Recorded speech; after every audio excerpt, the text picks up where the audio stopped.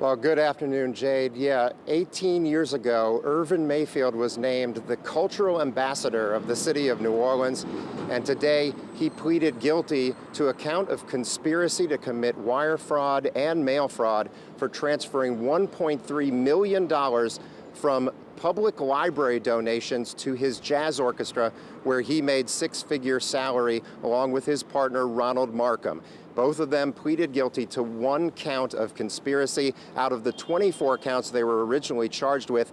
Almost 3 years ago, they were indicted here in federal court by a federal grand jury for sweeping charges of fraud, money laundering, transferring money from the Library Foundation, a charity foundation that supports the public libraries, to their jazz orchestra and to another nonprofit that Mayfield was part of running, which is called the Youth Rescue Initiative.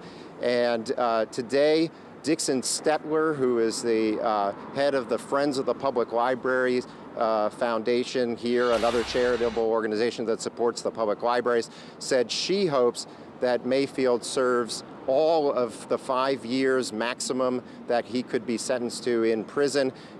Mayfield's attorney, Claude Kelly, the federal public defender, and Markham's attorney, Sarah Johnson, both said that it was time to move on, but that more information would be presented to Judge Jay Zaney as he prepares to sentence the duo on February 9th. They will not give details about what those details are, but they say that they hope that it will mitigate the sentence and help them to move on.